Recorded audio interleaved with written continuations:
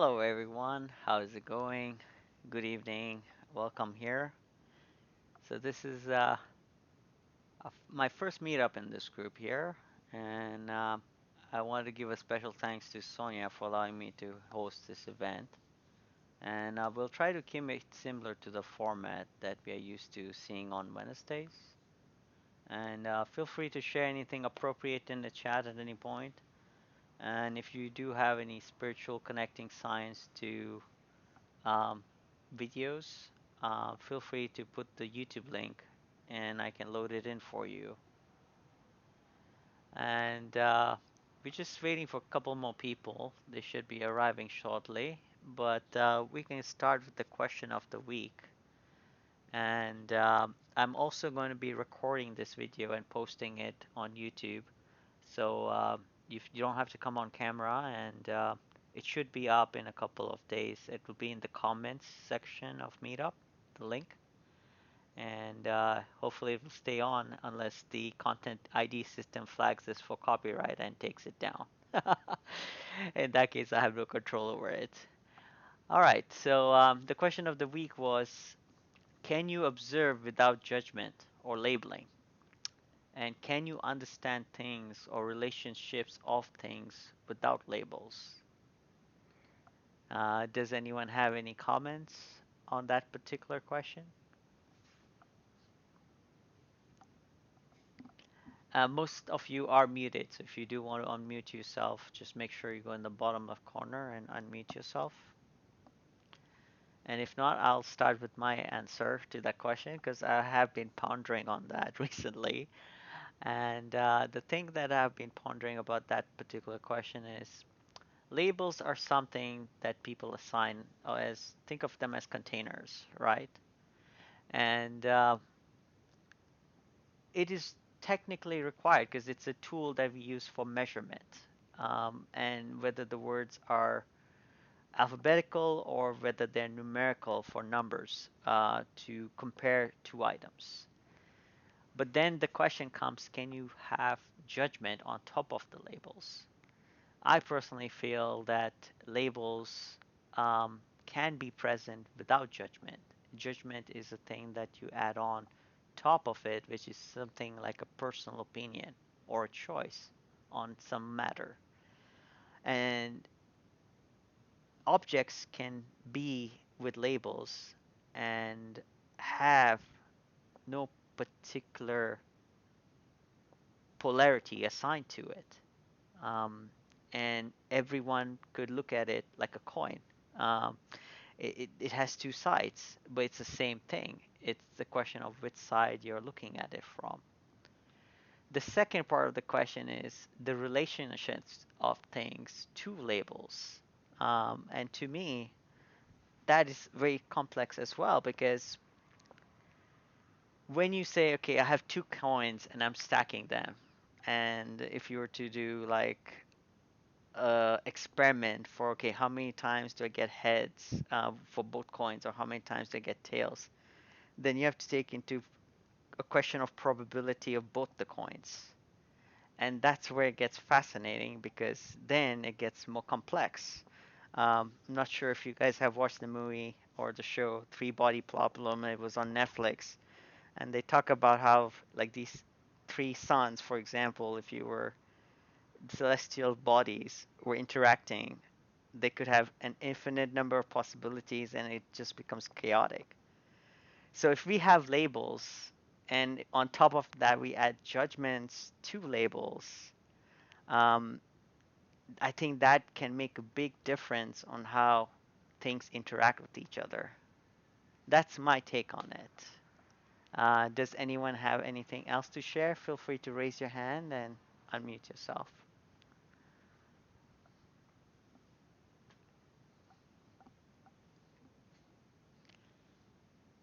And if not, we will start with the first video.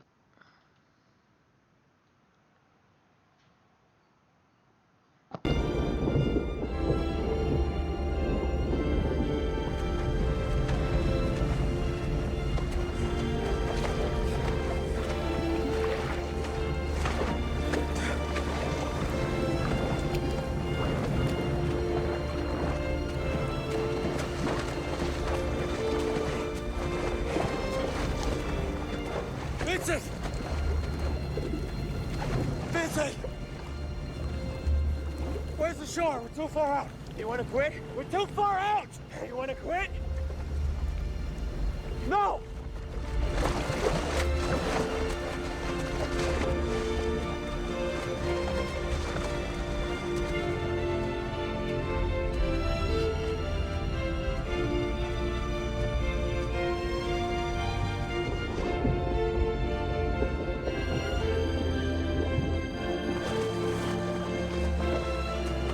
Vincent! How are you doing this, Vincent? How have you done any of this? We have to go back. It's too late for that. We're closer to the other side. What other side? You want to drown us both? You want to know how I did it? This is how I did it, Anton. I never saved anything for the swim back.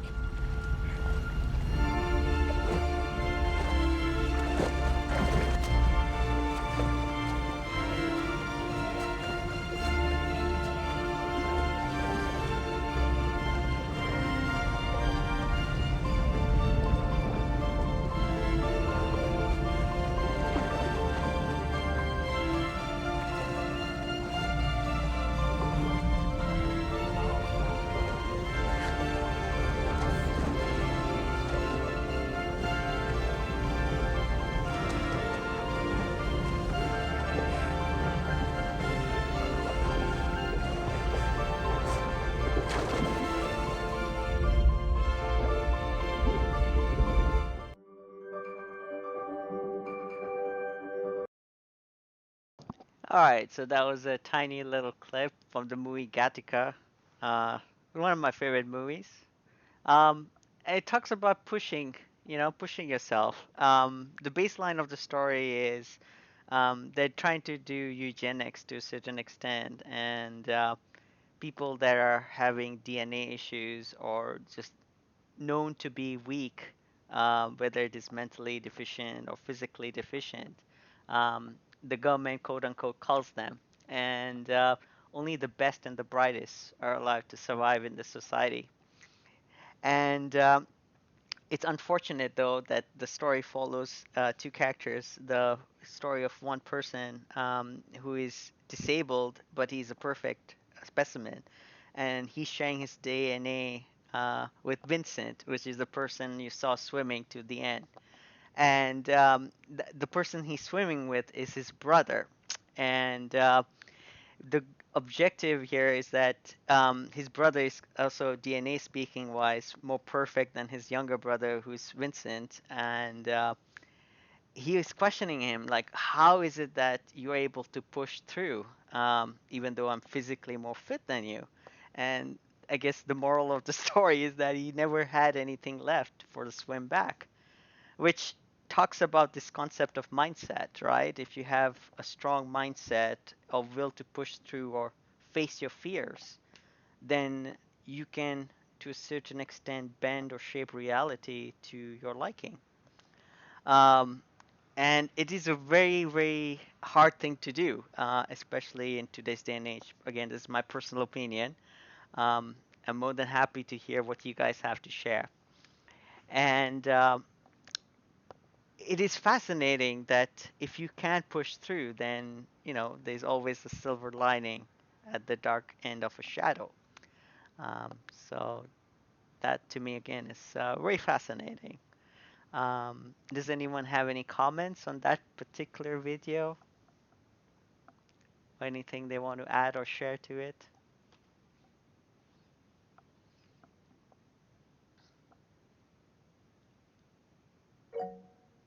Yeah, go ahead. Feel free to unmute yourself.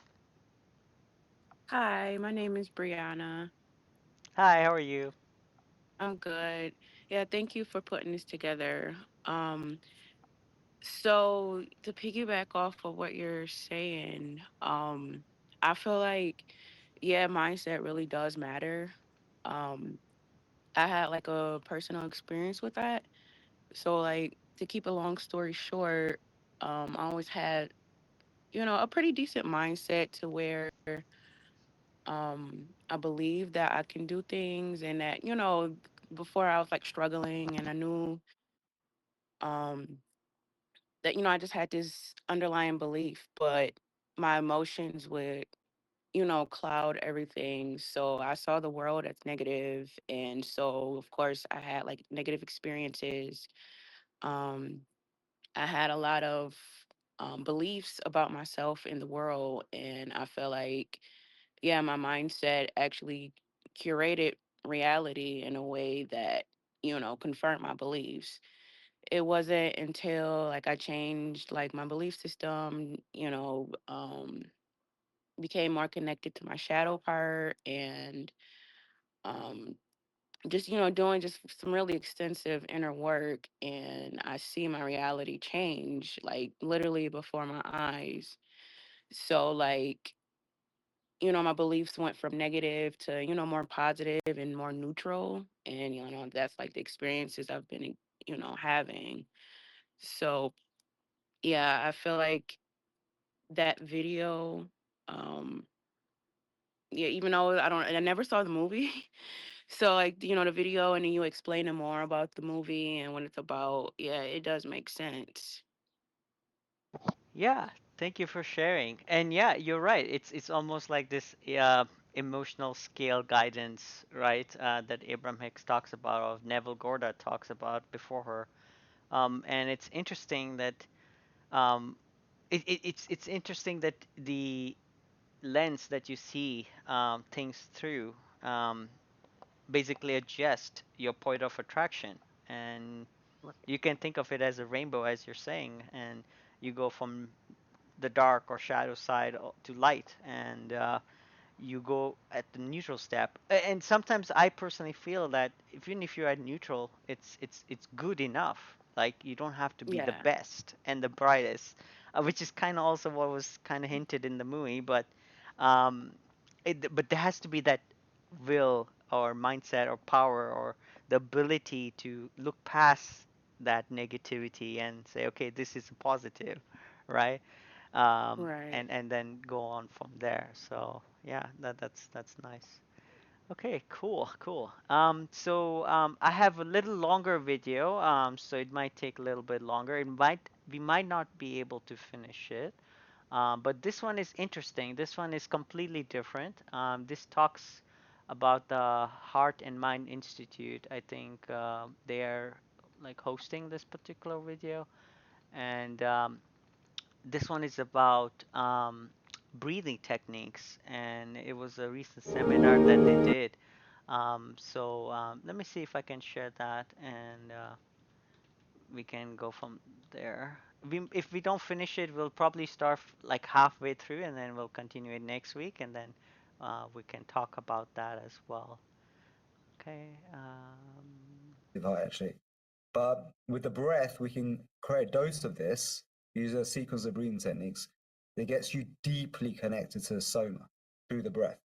So I would say, like now, through these breathwork experiences that I share and teach around the world, and which I've combined music with and guidance, and it's an amazing practice to get connected to the body. And what we've also done is taken the yoga uh, asanas and different techniques, which actually pranayama comes from, and also made them more effective engaging through music. And I think there's nothing more profound in yoga for getting connected back to the body. Mm. And here's the thing: it's foolish to control the mind through the mind alone. It's wise to only to control the mind through the body, the soma, and that's what gives us the tool, is the breath. Well, it's amazing to hear. As a baby, right, from your mother, gives you the gut lining, gives you immune system because most of your immune system starts in the gut. It brings in beneficial bacteria like gut microbiome. So I read this and I was like, Ayurvedic doctors has been using this thousands of years ago to heal patients. And in India, all the holy sweets are made out of colostrum. I was like, wow, and you can get human, bovine colostrum from cows, because that's why cows are considered holy in India, by the way, is the colostrum they give. And you can actually use that as a supplement. And that combined with the change of diet and the breathing meditation techniques and just literally the gift of transforming my perception and having something else to look forward to and retelling my story as though it's already happened. I've already manifested those things in the real time during these breath sessions is the secret. And using a lot of guided visualization techniques that I learned as well. Again, incredible story, rediscovering your own culture and all the we associate the word science with the West, often materialistic or Western science, which has had its benefits for sure. But I mean, the whole Vedic science of India and the Eastern cultures and here's the thing, science is very much it's very much science. Yeah, well, the Vedic science, the thing with it is it's been tested and tested and tested for thousands of years. Yeah, absolutely. So it's based on a lot of observation. That's how the yoga was even developed, was observing animals in nature. So it's based on a lot of case studies. So it is a science, and it works, and it still stands the test of time today. Absolutely. So breathwork has become much better known and much more popular. James Nestor's book, I think, went a long way to inform people about breathwork, and a great book. Wim Hof's work in terms of that kind of intense work. There's the holotropic breath work, which was developed by Stan Grof as kind of a substitute for psychedelics when psychedelics were made illegal. And there seems to be these two different realms. There's the realm of breath work, of kind of that intense breath work, which is meant to, create expanded states of consciousness. And then there's a breath work, which tends to be more soothing, more healing oriented, more calming, just way to learn to regulate your own autonomic nervous system and get more, for most of us, we need a bit more parasympathetic response, right, in this high stress culture. So are there any, in terms of, kind of how breathwork's getting out there, are there any myths about breathwork that we should dispel, or any concerns you have about, or a way to orient people if they're interested in breathwork, how, to... And it shouldn't be like that. But I can give you a little demo, right, of the power of the breath over your autonomic nervous system. It takes like a couple of minutes to show. It's the old Indian yogic trick, right, of lowering your heart rate. So I can get it in the camera. And elevating your heart rate at will, right? So this is going to look a little bit like magic. What I want you to look at, the number is the one that says 88. Right. That's my heart rate right now. Right. The other one's elevate, because I've been talking a lot. Yeah. But what I'm going to do is I'm going to lower it down for to about 15, 20 beats a minute lower. And I'm going to raise it up. Hopefully I can stay in focus.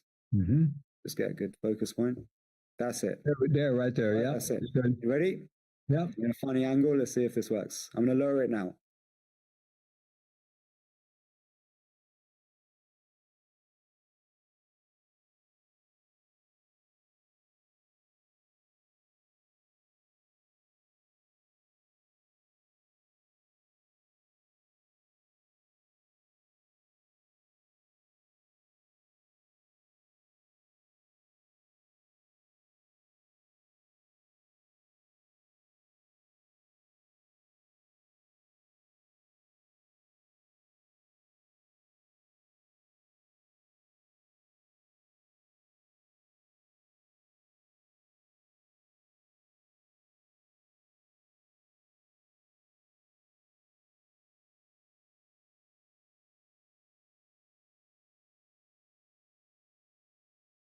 See that?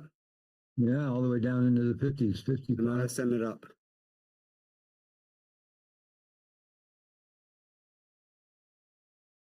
Ready?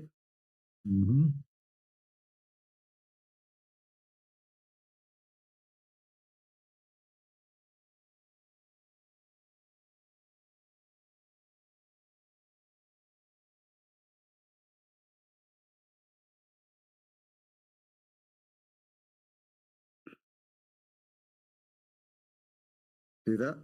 Yeah, over 100. It looked like I was doing anything. Yeah, so tell us what you're doing with your breath. Looks like magic, right? Yeah, you weren't doing anything obvious externally with the breath, but you must have been doing something with your breath, I assume. Yeah, exactly. So here's a simple thing to understand. When you breathe in, your heart rate goes up a bit. When you breathe out, your heart rate goes down a bit, right?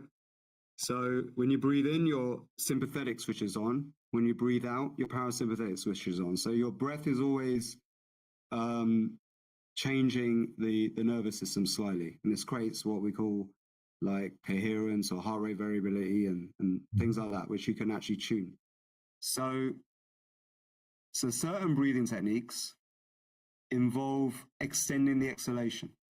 So if you breathe slowly with an extended exhalation, right, what it does is it turns on the parasympathetic, right? Over time, you'll feel very relaxed and sleepy.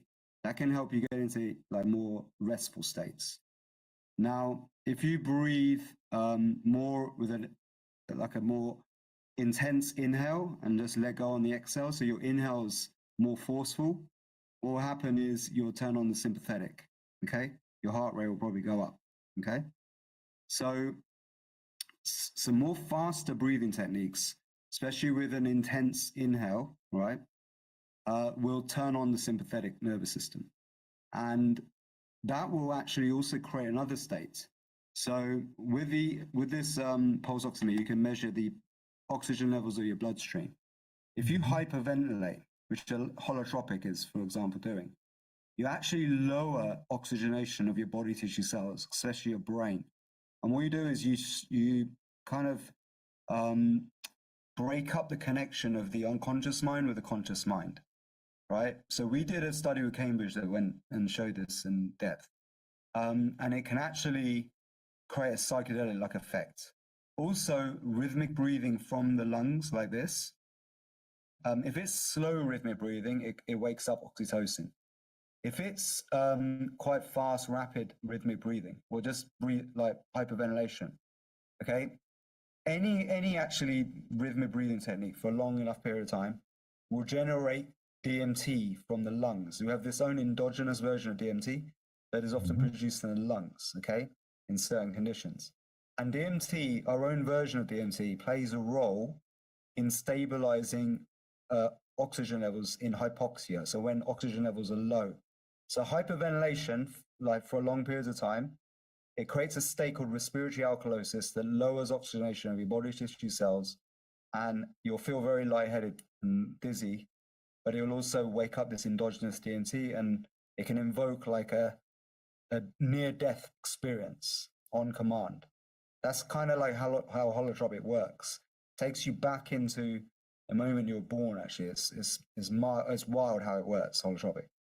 But this is like doing a massive dose of psilocybin or shrooms in one go, right? Which you're not going to do every day, okay? You might do it one-offs. So they're more like ceremonial experiences. They should be treated like doing psychedelics, right? Because the feeling and the effects of it are very similar. Again, we did a study with Cambridge University that showed this in one of our more advanced protocols where we do more faster breathing techniques. But the other thing with the breath is when you hold your breath for long periods of time. So our protocol, our main core method, involves slow rhythmic breathing, right, with extended breath holds on the exhale and on the inhale. And what this does is it lowers the oxygen levels in your blood for a brief period, and around 60 to 90 seconds breath hold time and more, and it goes deeper the longer you hold it, you create a state called intermittent hypoxia. And intermittent hypoxia is a positive stress on the body. Your body thinks it's running out of oxygen, so it adapts to a low oxygen environment. So you produce more red blood cells, you get more blood vessels forming around your body, especially in your heart and your brain. You even waken up dormant parts of the brain that doesn't have much blood flow. Blood flow goes like rapidly to all areas of the body because it feels like you're running out of oxygen. So it does what it can to get the oxygen everywhere, right? And it has this strengthening effect on your physiology. And also what wakes up is stem cells out of circulation. And the feeling, so stem cells actually, just going on to that, have the ability to turn into any other cell in the body. So very small embryo-like stem cells get awakened. They come out of the lower oxygen areas in the body and go to areas that need healing, right? And that can lead to lowering inflammation, rapid healing, self-healing experiences. So our protocol basically does that, creates a dose of that. That's that cascade of a dose I was talking about. So it makes you feel naturally high. And carbon dioxide is also raised. Carbon dioxide naturally makes you feel blissed out and a little bit high and relaxed, right? And what this does is it can also, when you hold your breath for a long enough period, again wake up the DMT, because the DMT comes out when oxygen is low, right? When it's very low. So you can get that psychedelic effect. Now, the thing with this technique, because you get the higher levels of CO2, right? And generally the breathing is more slow, and we use energy locks as well to heighten the bliss. I call it the bliss pump, to heighten the effect of the bliss. You get more of a blissful psychedelic like experience than like holotropic, which can be quite out of control for some people, a little bit. Like, because respiratory alkalosis does not feel good. When you're doing it and getting to that state, you get like all cramped up, your face like tenses up, and it can be quite painful. It can be scary. If you're not holding the space properly, if you're not a trained instructor, it can be very traumatic for someone to do that for the first time, right? And that can have a negative effect. It can re-traumatize you. So don't think that that kind of rapid, heavy breathing stuff is going to cure everything, because it doesn't. It's like a heavy dose of psilocybin is not going to cure everything. It can help relieve and awaken the problem of things like depression and things held on to the past, but it's not going to cure you of a chronic autoimmune disease or anything like that. Whereas this protocol, which is based on pranayama, will create the physiological states that are necessary for healing, self-healing, in a very potent way, right? And we've also shown this with. Okay.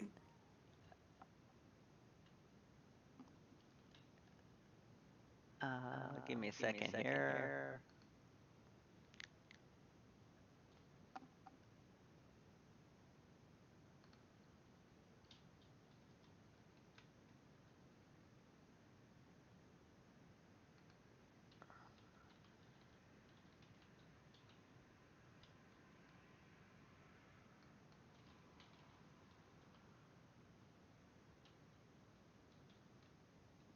So prana is the first part of the word, and yama, I think, is if I'm not mistaken, the study or logic of.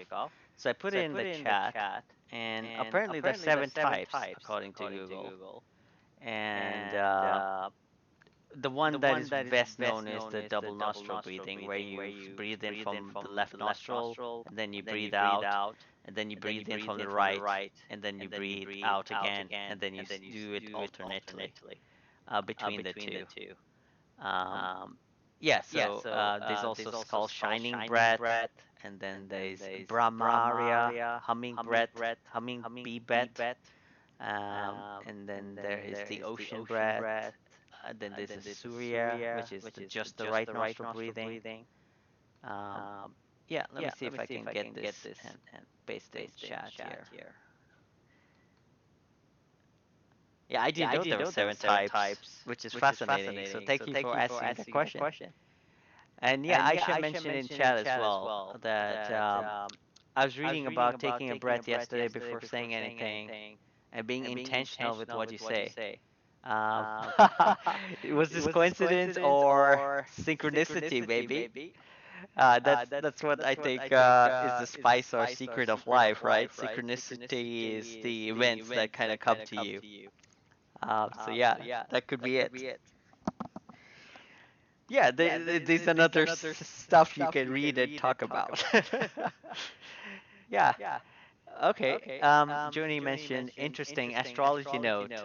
When you use alternate nostril breathing, I read the right nostril is controlled by Sun, Aries attributes, and left nostril is by Moon, Libra attributes. That's interesting, because I am actually an Aries, so that is fascinating. So maybe with my alt ego would be Libra, I guess, because it's the opposite side of the zodiac wheel.